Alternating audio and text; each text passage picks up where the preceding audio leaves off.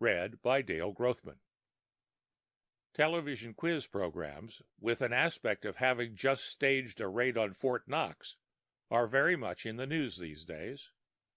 Certainly, the prizes to be won are astronomical, and the contestants scarcely less so.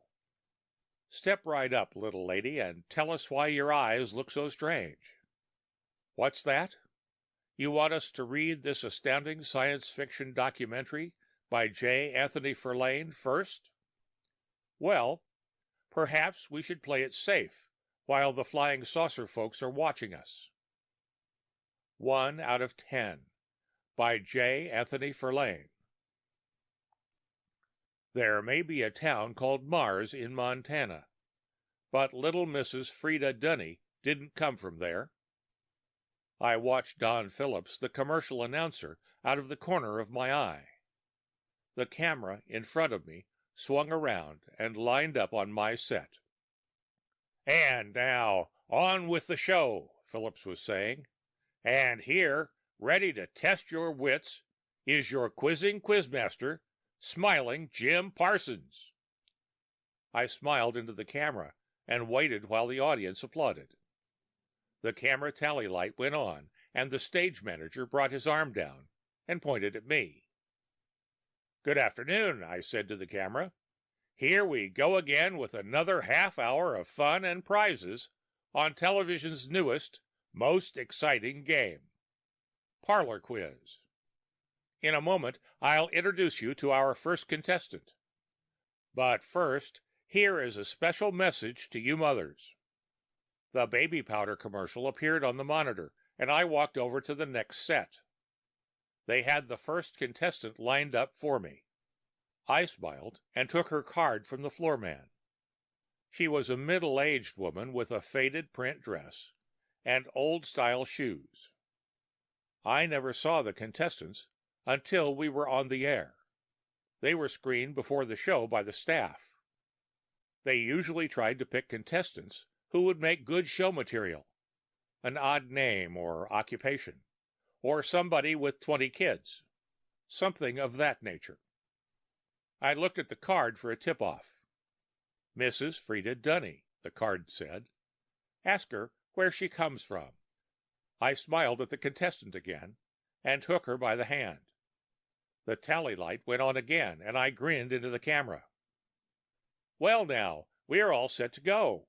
And our first contestant today is this charming little lady right here beside me, Mrs. Frida Dunny." I looked at the card. "How are you, Mrs. Dunny?" "Fine, just fine." "All set to answer a lot of questions and win a lot of prizes?" "Oh, I'll win all right," said Mrs. Dunny, smiling around at the audience. The audience tittered a bit at the remark. I looked at the card again. "Where are you from, Mrs. Dunny?" "Mars," said Mrs. Dunny. "Mars," I laughed, anticipating the answer. "Mars, Montana? Mars, Peru?" "No, Mars, up there," she said, pointing up at the air. "The planet Mars, the fourth planet out from the sun." My assistant looked unhappy. I smiled again, wondering what the gag was. I decided to play along. "Well, well," I said, "all the way from Mars, eh? And how long have you been on Earth, Mrs. Dunny?" "Oh, about 30 or 40 years. I've been here nearly all my life. Came here when I was a wee bit of a girl." "Well," I said, "you're practically an Earthwoman by now, aren't you?" The audience laughed. "Do you plan on going back someday, or have you made up your mind to stay here on Earth for the rest of your days?" "No, I'm just here for the invasion," said Mrs. Dunny. "When it's over, I'll probably go back home again." "The invasion?" "Yes, the invasion of Earth. As soon as enough of us are here, we'll get started." "You mean there are others here too?" "Oh, yes. There are several million of us here in the United States already, and more are on the way." "There are only 170 million people in the United States, Mrs. Dunny," I said. "If there were several million Martians among us, 1 out of every 100 would have to be a Martian. 1 out of every 10, said Mrs. Dunny. That's what the boss said just the other day. We're getting pretty close to the number we need to take over Earth. What do you need? I asked. 1 to 1? 1 Martian for every Earthman? Oh, no, said Mrs. Dunny. 1 Martian is worth 10 Earthmen. The only reason we're waiting is we don't want any trouble. You don't look any different from us Earth people, Mrs. Dunny. How does one tell the difference between a Martian and an Earthman when one sees one? Oh, we don't look any different, said Mrs. Dunny. Some of the kids don't even know they're Martians. Most mothers won't tell their children until they've grown up. And there are some children who are never told because they just don't develop their full powers. What powers? Of telepathy, thought control, that kind of thing. You mean Martians can read people's thoughts? Sure, that's no trouble at all. It's very easy, really, once you get the hang of it. Can you read my mind? I asked, smiling. Sure, said Mrs. Dunny, smiling up at me. That's why I said I would know the answers. I'll be able to read the answers from your mind when you look at that sheet of paper. Now, that's hardly sporting, is it, Miss Dunny? I said, turning to the camera. The audience laughed. Everybody else has to do it the hard way, and here you are reading it from my mind. All's fair in love and war, said Mrs. Dunny. Tell me, Mrs. Dunny, why are you telling me about all this? Isn't it supposed to be a secret? I have my reasons, said Mrs. Dunny. Nobody believes me anyhow. Oh, I believe you, Mrs. Dunny, I said gravely. And now let's see how you do on the questions. Are you ready? She nodded. Name the one and only mammal that has the ability to fly, I asked, reading from the script. A bat, she said. Right. Did you read that from my mind? Oh, yes, you're coming over very clear, said Mrs. Dunny. Try this one, I said. A princess is any daughter of a sovereign. What is a princess royal? The eldest daughter of a sovereign, she said. Correct. How about this one? Is a Kodiak a kind of simple box camera, a type of double-bowed boat, or a type of Alaskan bear? A bear, said Mrs. Dunny. Very good, I said. That was a hard one. I asked her 7 more questions, and she got them all right.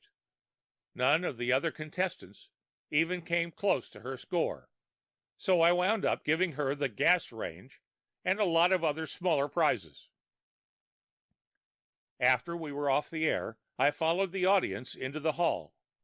Mrs. Dunny was walking toward the lobby with an old paper shopping bag under her arm. An attendant was following her with an armful of prizes. I caught up with her before she reached the door. Mrs. Dunny, I said, and she turned around. I want to talk to you. When do I get the gas stove? She said. Your local dealer will send it to you in a few days. Did you give them your address? Yes, I gave it to them. My Philadelphia address, that is. I don't even remember my address at home anymore. Come now, Mrs. Dunny. You don't have to keep up that Mars business now that we're off the air. It's the truth, and I didn't come here just by accident, said Mrs. Dunny, looking over her shoulder toward the attendant who was still holding the prizes. I came here to see you. Me? Mrs. Dunny set the paper bag down on the floor and dug down into her pocketbook. She took out a dog-eared piece of white paper and bent it up in her hand. Yes, she said finally, I came to see you, and you didn't follow me out here because you wanted to. I commanded you to come. Commanded me to come? I sputtered. What for? To prove something to you. Do you see this piece of paper? She held out the piece of paper in her hand with the blank side toward me. My address is on this paper. I am reading the address. Concentrate on what I am reading. I looked at her. I concentrated. Suddenly, I knew. 251 South 8th Street, Philadelphia, Pennsylvania, I said aloud. You see, it's very easy once you get the hang of it, she said. I nodded and smiled down at her. Now I understood. I picked up her bag and put my hand on her shoulder. Let's go, I said. We have a lot to talk about. The end of 1 out of 10 by J. Anthony Ferlaine.